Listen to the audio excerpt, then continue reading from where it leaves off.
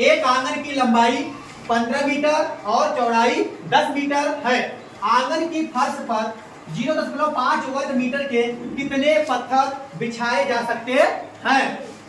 आगे कहा है एक पत्थर लगाने का खर्च 2.5 मतलब 2 रुपया 50 पैसा यानी 2.5 रुपए है। पूरे आंगन में पत्थर बिछाने में कितना खर्च आएगा? ध्यान दीजिए आप लोग। जैसे मान लीजिए अच्छा लंबाई चौड़ाई अलग अलग है तो समझ गए आंगन कैसा है? आयताकार आंगन है। तो मान लीजिए ये आंगन है, देखिए ये घर बना, घर में देखोगे ऐसे आंगन रहता है।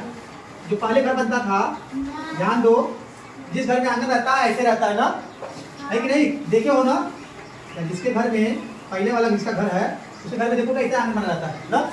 ठीक, तो कह रहा है उस आंगन की लंबाई और चौड़ाई दिया है हमको। ठीक, तो सबसे पहले जो दिया है उसको लिख लेंगे। क्या दिया है? आंगन की लंबाई, आंगन की लंबाई कितना है? 15 मीटर। चलिए, और इसकी चौड़ाई कितना है? चौड़ाई 10 मीटर।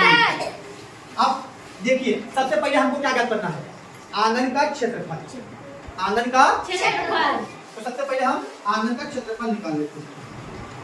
आंगन का क्षेत्रफल। आंगन का क्षेत्र। आंगन कैसा है? आंगन कैसा होता है? तो आयत का लंबाई आयत का क्षेत्रफल क्या होता है?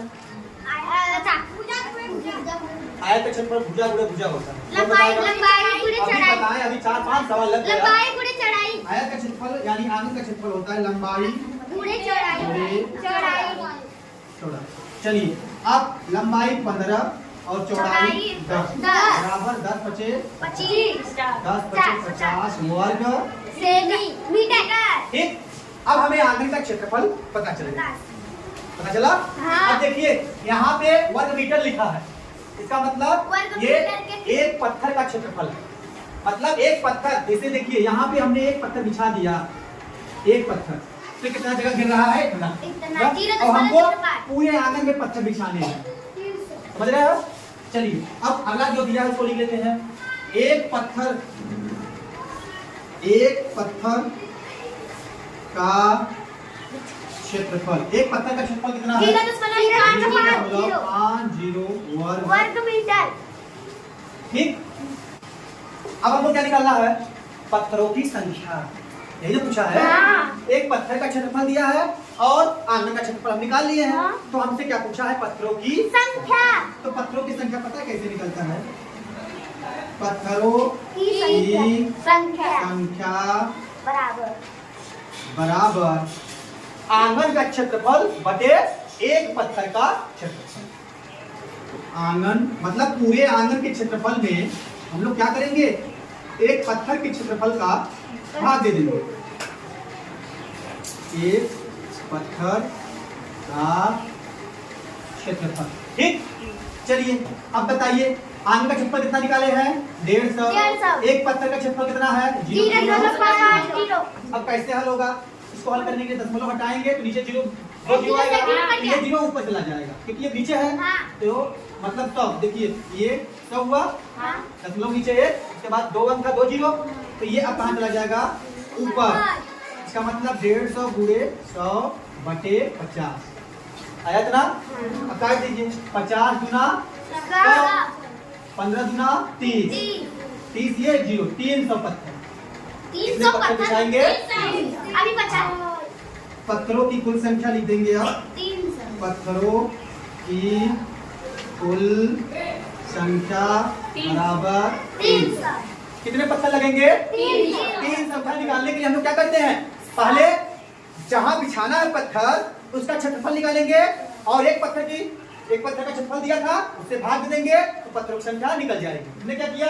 पत्थरों की संख्या बराबर आंगन का क्षेत्रफल बटे एक पत्थर का क्षेत्रफल। समझ में आया? अब आगे क्या पूछा है? एक पत्थर लगाने का खर्च 2.5 रुपए है, तो पूरे आंगन में जो पत्थर बिछाएंगे 300 पत्थर बिछाए हैं, तो कुल कितना खर्चा आएगा? चलिए लिखेंगे। देखो, क्योंकि एक पत्थर का खर्च, एक पत्थर लगाने का खर्च, एक पत्थर लगाने का खर्च कितना है? ₹2.50 भाई 2 रुपया 50 पैसा। एक पत्थर लगाओ बिना 2 रुपया 2.5 पैसा लगा ना, तो 300 पत्थर लगाने के कितना रुपया लगेगा कौन बताएगा? 750 हाँ 750। अब लिखेंगे इसलिए 300 पत्थर लगाने का खर्च बराबर 300 गुणे 2.5। 25 या 75 और 3 जीरो दशमलव पे लगा है। दशमलव कितने पे लगा है? 2 अंक। तो 2 अंक पे दशमलव लगा दीजिए तो कितना आया? 750। समझ में आया? जब हमें एक का दाम दिया रहता है और ज्यादा का पूछता है तो हम लोग क्या करते हैं? पूरा। अगर ज्यादा का देकर एक का पूछता है तो क्या करते हैं? हाँ। आप समझ में आया? इस सवाल को हम लोग कैसे लगाएंगे?